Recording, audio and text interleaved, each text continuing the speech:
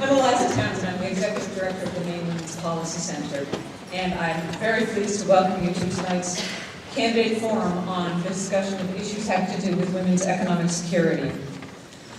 First, I want to tell you that the Maine Women's Policy Center works to improve the social, political, and economic status of Maine women and girls.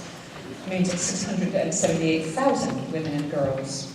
We focus in 4 areas: freedom from violence, freedom from discrimination, access to health care, and the issue that touches all other issues, economic security.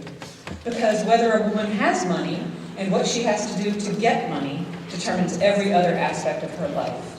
Her health, her ability to chart her own future, her ability to escape a violent relationship, and her children's prospects as well. We carry out our work by researching the issues that women face and recommending policy solutions, by teaching women and girls how public policy is made and how they can participate in shaping it. And we issue reports and host special events, such as tonight's. I encourage you to visit our website, www.mainewomenspolicycenter.org, to find our most recent publication, Building a Prosperous Maine, a roadmap to economic security for Maine women and their families. As we look ahead to the year 2015, we are beginning to plan our second Maine Women's Summit on Economic Security, and you won't want to miss it. We're proud to work in partnership with many organizations. Our co-sponsors for tonight's candidate forum are AAUW of Maine, Grandmothers for Reproductive Rights, identifiable by their yellow t-shirts,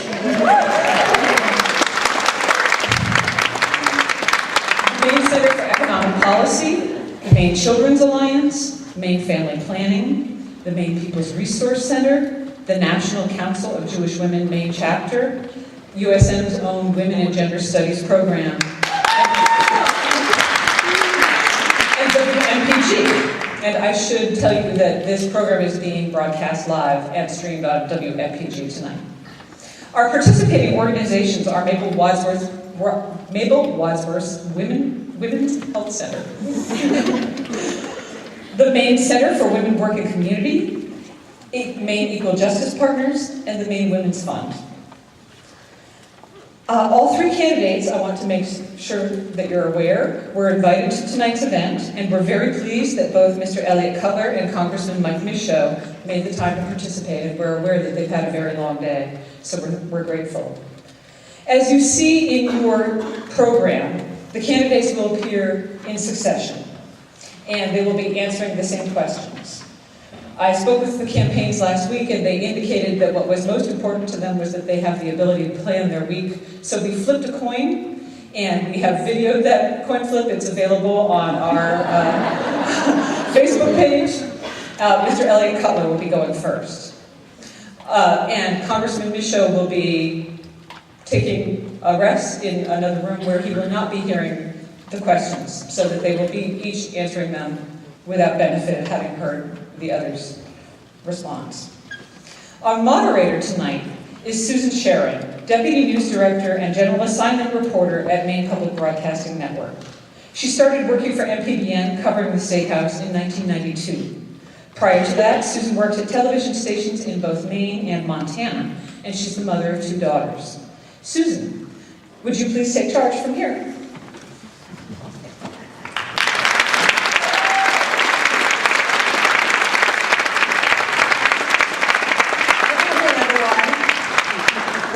To our fireside chat without the fire. Joining me on the stage from the University of Southern Maine's Hannaford Hall is independent candidate for Governor Elliott Cutler. Elliott Cutler is an attorney and businessman whose career has included public service and taken him around the world. He is from Bangor, and if you're listening at home, he's going to be talking to you in a few minutes about what he has to say about women and economic security. If you're listening at home on WMPG, pull up a chair because we're going to be hearing from him for about the next 40 minutes, and then we'll hear from Congressman Michaud. Thank you for not saying pull up a bed. You can go ahead. Yeah, thank you. I want to say first, in the spirit of Eliza's assurance that neither Mike nor I saw the questions in advance, heard the questions in advance, I also want to tell you that in the 5 minutes that when Susan and I were together backstage, she did not tell me any of the questions. So I know nothing. Thank you very, very much, all of you, for coming. Thank you to the Policy Center for inviting me to talk with you tonight about economic security. I trust we'll also talk about the center's other areas of focus because they are so deeply related to each other. Civil rights without economic security is a hollow victory. Economic security without freedom from violence does not make for a secure and safe life. And there's no greater threat to women's and men's economic security than a lack of access to primary and secondary preventive health care and to full reproductive rights, regardless of affluence and income. Economic security for me begins with what Teddy Roosevelt called, quote, a substantial equality of opportunity. What he meant in his square deal speech was that we can't guarantee success to anyone, but we have to ensure that everyone has the opportunity to succeed, a real chance, a fair shot. In America and Maine today, there's a lot of work left to be done because the gap between those who have and those who have not is wider even than it was in Roosevelt's time. Gender equality in the workplace will not be eliminated just by chance or even by law. We have to encourage it and promote it, and I will. Early childhood education won't happen just by talking about it. It has to be part of a comprehensive plan for public education that runs from pre-K through lifetime. And I have that plan and a way to pay for it. Welfare to work will be just a meaningless slogan until we grow our economy, provide incentives for education and training, and remove the cliff effect that takes away too much of the support that makes work possible. And I'll change that. But just about everything we want to do depends upon reversing the economic tailspin that has had us in its grip now for 11 long years, through 8 years of John Baldacci and now 3 years of Paul LePage. And I have a vision, a strategy, and a real plan that will do that. Maine's economy is undergoing a profound transition. For the men and women of Bucksport and Old Town and Millinocket, it is a brutally painful transition. But times of crisis are also times of clarity. And the choices we make in November about how we manage through this period of transition will shape Maine for generations to come. I think that Maine's future can be full of opportunity and prosperity for every one of us, but not if we simply default to the same old way of doing things, to politics as usual. I'm offering you a new way, I think a better way, and I look forward to talking with you about it and with Sharon tonight, with Susan. That's a problem with having two names. Thank you very much.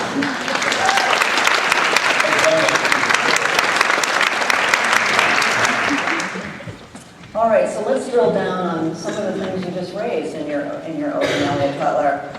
Healthcare has dominated policy debates at the federal and the state level since the passage of the Affordable Care Act. Last session, the legislation to accept federal funding to expand Medicaid repeatedly failed to become law. What is your position on accepting this federal funding to provide coverage to nearly 70,000 Mainers? And could you please answer in 2 minutes? 2 minutes. Yes. Yes. We're going to do it right away. We're going to take the federal money. We're going to expand Medicaid coverage in Maine. We're going to expand Maine Care. There's no question about it. It was one of the worst decisions of the LePage administration, and not just because it wasn't morally right, because it was also financially crazy. We are in desperate trouble in Maine. We have paid off hospitals. Yes, that calls great defense. But the fact is that virtually every hospital in the state right now is either back in the red or going back in the red, and we don't have another liquor business to sell. Now what? We've got to take the money, but that's only the first step. Maine is also one of the few states in America that has no health care system plan. We're about to have 2 healthcare systems in the state of Maine, just 2. Not 4, not more, 2. And we have to be prepared to figure out how we navigate the future without any more than 2 healthcare systems. Thank you. What is your position regarding a woman's right to make decisions about her own reproductive health, including the choice to seek an abortion?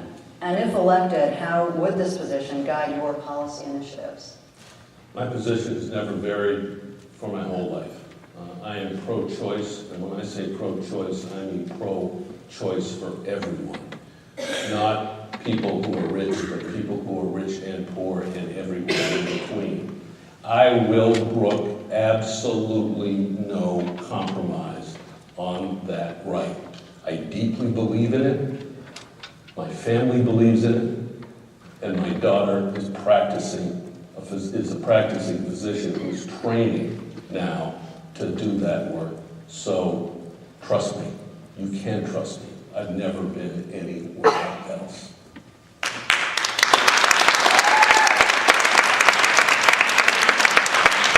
If we could keep your applause, we can move along a little faster. Don't worry about that. Go ahead. Nearly half of Maine workers lack access to a single earned paid sick day. In the industries least likely to provide earned paid sick time, such as hospitality, healthcare, and childcare, women make up the majority of the workforce. Do you support legislative action to provide employees the opportunity to earn sick time, and why or why not? Again, in 2 minutes, please. And we're talking about paid sick leave, which is, I think, a very important distinction in what the issue is all about. I think there are 2 issues here. One is paid sick leave for employees directly, so that when you get sick, whether or not you get paid for time off. But the other question is paid leave to take care of a son or a daughter, a mother or a father, or a spouse. And family sick leave, if you will, is just as important, not only for people who need the time, but also for the state of Maine. We cannot afford not to have people available to care for each other. We don't have that luxury in Maine. Now, I think that we ought to think very carefully about how we do this, because as we all know, there are an awful lot of employers in Maine who aren't crazy about this idea. But there is a model, I think, and that is workers' compensation, an insurance pool, where employers and to some degree employees contribute to a pool that compensates for sick leave and for family sick leave. This is something that I'm committed to exploring. We've talked about it, I've talked about it, and I think it's important not only to all men and women in the state, but also to the state of Maine itself. So that's a yes with some conditions. Well, it's a yes, but I wouldn't say it's conditions. I want to figure out the best way to do it. Researchers project that by 2018, 58.7% of the available jobs in Maine will require some post-secondary education. If elected, what steps would you take to ensure that all Maine citizens are prepared for the future's employment opportunities? And on this one, you will have 3 minutes. It's like winning a bonus. I've gone all around the state for ages and ages and ages, talking with employers, people who own, operate businesses, large and small. And when you ask them, what do they need to grow? And 95% of all jobs in Maine or in any state new jobs come from the growth and expansion of businesses that are already here. Some of them sort of talk a little bit about energy prices because it is a problem. Some of them talk about taxes because, yes, it's an issue in a lot of cases. But to a person, virtually, every single one of them says and has said, I can't find a young, healthy, trained, and educated workforce. That's what I need. Why don't we have it? Well, here, not only because we're demographically old, That's only part of the problem in Maine. The big part of the problem in Maine is that though 85% of our high school seniors graduate from high school, it's pretty good. I mean, it's solid. It's not great, but it's pretty good. It's 10th or 12th in the country. We're 34th in the country in the number of them who go on to any post-secondary training or education. That's not good for them, and it's not good for us. What we have to do is eliminate the financial barriers to post-secondary education. Because when you think about it, if you're growing up in a town like Bucksport or a town like East Millinocket today, and you see what's going on in your parents' lives, and someone says to you, you ought to go on to training or education after high school. Well, how much would it cost to get a 4-year degree? Well, it'll cost X, and you're going to have to take on $60,000 or $80,000 in debt. Too often, that's not going to happen. And that's why I've proposed Pay It Forward, Pay It Back, which is a fund that the state of Maine would establish that would pay the entire cost of tuition, not a 25% discount, the entire cost of tuition at any post-secondary institution in the state of Maine for any person who graduates from a Maine high school. It's a revolving fund. You pay it back. You pay back into it about 3% of your income for the first 20 years of your working life. But this will change the shape, the nature, and the depth of our workforce in Maine in the future, and we'll be able to fill those jobs. Training and education, removing the barriers. All right, the next one's a two-part question. Data show that women are more likely to use family leave than men, but only 12% of the nation's workforce has access to any paid family leave, which you mentioned earlier. Do you believe Mainers should have access to paid family leave, and if so, what policies would you advance to address access to paid family leave? Well, Susan, I think I answered that in a previous question when we were talking about sick leave. I think that the two issues are so closely related that we ought to try to see if we can resolve them both together and figure out a way to do it. Okay. Early childhood programming like Head Start, home visiting, and high-quality child care play important roles in the lives of families as well as the participating children themselves. If elected, what policies would you advance to ensure that Maine's youngest citizens have quality care and education? Many of you have heard of the property tax relief plan that we have advanced, which will cut property taxes for median Maine homeowners by 20 to 40%. And we pay for it by one of two changes we proposed in the state sales tax. Basically, what we're doing is bringing back to a broad-based tax at the state level the responsibilities that Governor LePage has imposed on towns and cities. When we do that, excuse me, it's going to generate about $185 million. We're putting $100 million of that back into revenue sharing in a different way, targeted for towns and cities across the state, to remove the burden that's causing them to raise income property taxes. And secondly, we're going to put $75 million into public education in the state. It's going to bring it back to almost 55%. 20 million or so of that is going to go into early childhood education. Another fund is going to go into paying good teachers more, training them better in professionalism.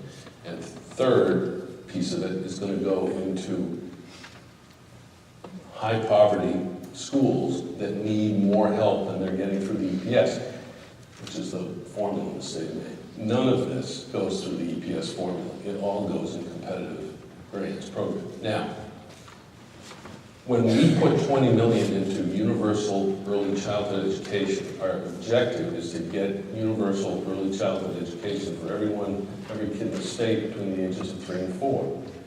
We're not going to force people into this. We're going to make it available, and we're going to encourage people to put their kids into these programs. It is really important. And when you think about the governor's proposal to build a new state prison for $100 million, think about early childhood education as a better alternative. We have figured out not only that it's important to do this, but we've also come up with a way to pay for it. That is an important distinction between me and Mr. Michaud. Can I just ask you, how did you come up with the 20 million? Is that the cost for Universal? Well, you can establish, we think we can establish and maintain, that is, provide the money to operate early childhood education in the state of Maine for that amount of money. And I can't remember, it's a little, how much? 26 million, sorry. For 26 million a year. And this is an annual program. And I think it'll work. I think we can do it. Mike has said he can do it for $1 million a year, or $1 million one-time expense. I don't see how that's possible. All right. Next question is a 3-minute answer. What do you think are the most important elements of a systemic solution to poverty? It's a big question. It's a big question. 3 minutes. It's a big question in Maine, in particular. Number one is education, because the solution to poverty fundamentally is jobs and people's ability to take those jobs and to perform them. Right now, as I've said earlier, we're in the 11th, 12th year really of a tailspin in our economic activity that has continued since Angus King left office, through 8 years of Democrat, 3 years of Republican. And over that course of time, if you look at the year by year nosedive versus the rest of New England, which is what it is, and you turn that on its head, you see the growth of poverty and dependence in the state of Maine. And so the first step is we've got to make sure that we start producing, generating a healthy, trained, educated workforce. The second piece of this is healthy. We've got to be healthy. So much poverty, so much personal bankruptcy in the state of Maine and everywhere is a consequence of people's inability to pay the costs of taking care of themselves and their family. Healthcare drives people into bankruptcy. Disease, sickness drives people into bankruptcy. So taking the Medicaid money and making sure that we have the kind of incentives that we're paying for performance and outcomes, that people are incentivized to take care of themselves, that's the second big ingredient. And the third, I think, is making sure that we can pull people, incentivize people into the workforce and out of poverty. Look, everybody wants to be here. Everybody wants to live in Maine. I mean, I was talking to a couple of young people tonight who are graduated or about to graduate from USM. I think they're here in the audience. And they're not sure that there will be jobs here for them when they graduate. The problem, they can go somewhere else. They have a college degree. But remember that so many of our kids either aren't going to have even a high school degree or aren't going to have any kind of post-secondary training or education. They're the ones who are at the greatest risk for being poor and for continuing the cycle of dependence that is growing and growing and growing in the state of Maine. All right, thank you. For those of you just joining this discussion on WNPG, you're listening to a Maine Gubernatorial Forum on Economic Security for Women and their Families, coming live from Hannaford Hall at the University of Southern Maine.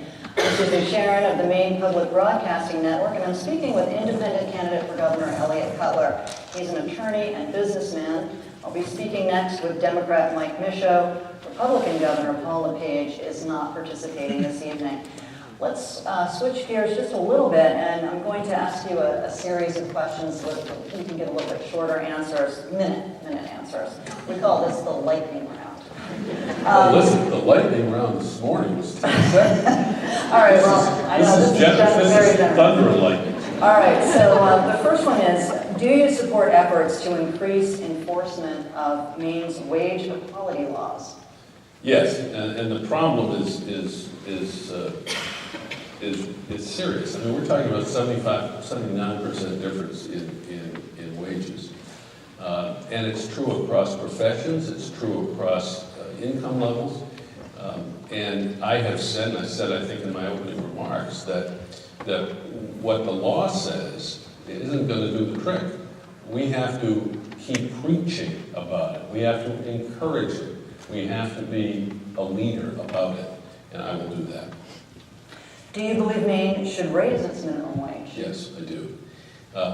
I said that I would have signed the bill that came out of the legislature in the last session, and I've also said that my preference is to see a federal minimum wage increase because I want to see us on a level playing field. But I'm committed to doing it at the state level. If the feds don't do it, I think the next governor of Maine ought to be all over Congress like white on rice to make sure that it happens in Washington. So let me put this in perspective just a little bit. When I graduated from college in 1968, the minimum wage in 2014 dollars was $10.95. That's almost $3.50 more than it is today, almost 50% more than it is today. If the minimum wage had kept pace with the incomes of the top 1% of American earners, the minimum wage today would be $22 an hour.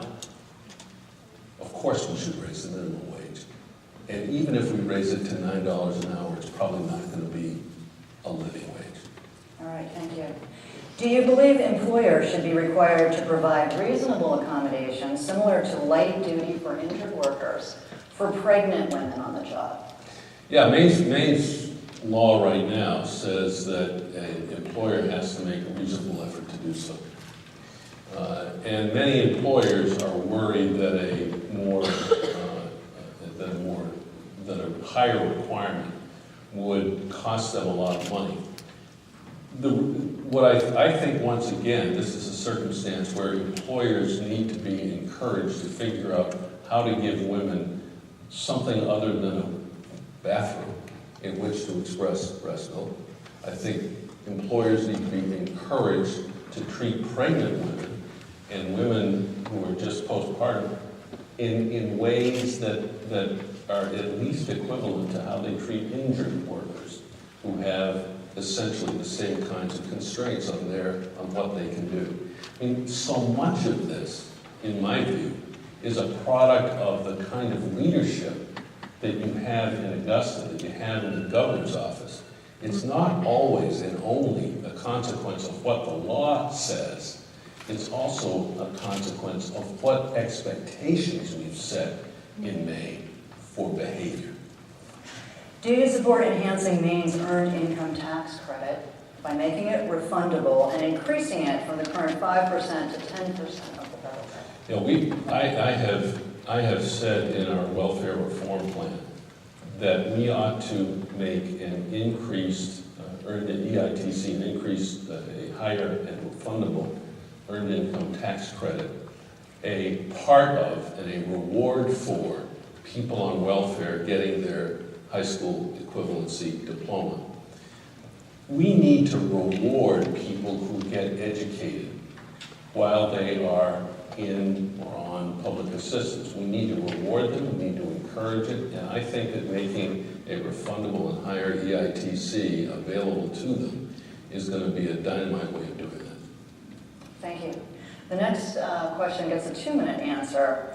People living in poverty are more vulnerable to exposure to toxic chemicals. Considering the added medical and educational costs to the community as well as to the individual due to the consequences of exposure, what would your administration do to limit exposure to toxic chemicals? Well, one thing we would do is we'd enforce the Kids Safe Product Act. And that's part of what rebuilding the DEP in Maine is going to be all about.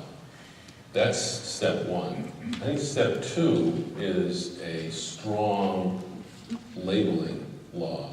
And I'm not certain, in my own view, that the current labeling law is as strong as it needs to be.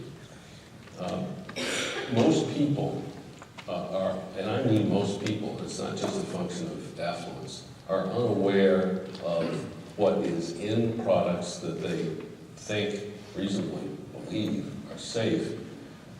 They have limited understanding or knowledge of what risks are posed to them by their use of those products. Moreover, there's an awful lot of stuff out there, chemical substances, compounds that are used in the production of both food and containers that leach, and where we don't know what the consequences of use will be over a long term. So I think that full disclosure, and I mean full disclosure, is terribly important. And where we do know that there's a risk, as with bisphenol A, then we need to enforce the law that protects people. All right, this is a healthcare related question again. The Affordable Care Act has generated a lot of debate about the appropriate role of government in promoting access to contraception. The ACA requires private insurance policies to include coverage for contraception with no copay. In the Hobby Lobby case, the Supreme Court ruled that some private corporations may be exempted from including this coverage in their employee-sponsored policies. Here in Maine, legislation to offer Medicaid-covered family planning services to more uninsured women was unsuccessful. As governor, what steps, if any, would you take to either expand or restrict government involvement in increasing insurance coverage for contraception?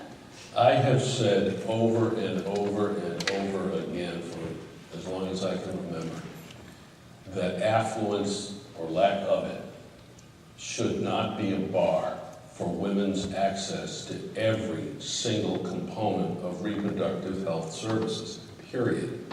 And I have said that I would expand, not only expand Maine Care and take the federal money to do it, but that I will be, right away, I will make certain that Maine Care, abortion services, reproductive health services generally, certainly contraception and family planning services, are available without regard to someone's income. It is inconceivable to me that someone could ever vote for the Hyde Amendment, for Stupak Pitts, for any of the other aspects of federal law that have set the kind of policy that not only the federal government is still following today, but the same kind of policy that is in place in Maine. It is inconceivable that you could support a policy like that, ever. It's estimated that nearly 3/4 of women in abusive relationships remain longer because of financial concerns. How would your administration address the connection between economic security and domestic violence? You know, we've talked about poverty, and we've talked about the importance of education, we've talked about the importance of leadership, and frankly, I think that our current governor deserves an acknowledgement for at least talking the right game about domestic violence and abuse. But we've got to do a lot more, and no matter how good you talk about it, so long as you have the kinds of economic insecurity that we have in the state of Maine, the kind of poverty, we're going to have reactions to it, which too often show up in the form of domestic and spousal abuse, and elder abuse for that matter. And so I think that we've got to be extremely aggressive in the state of Maine at removing people at risk from those risky situations. That means they have to have a place to go. And right now in the state of Maine, we don't have enough places to go. My mother was one of the founders of Spruce Run in Bangor in her 80s, which wasn't that long ago. We do, and they're overwhelmed as most women's shelters, women and family shelters in the state are overwhelmed too much of the time. We have to be sure that there are places for people to go. We have to try to make sure that the circumstances don't obtain that cause the problem, but we also have to be sure that we get people out of the problem as soon as we can. The other thing that is terribly important in this respect is universal background checks for the sale and transfer of firearms. I am, and always have been, for universal background checks.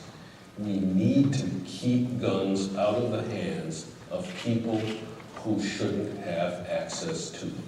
And we're not doing a good enough job doing that. And as a consequence, too many women are being threatened and hurt.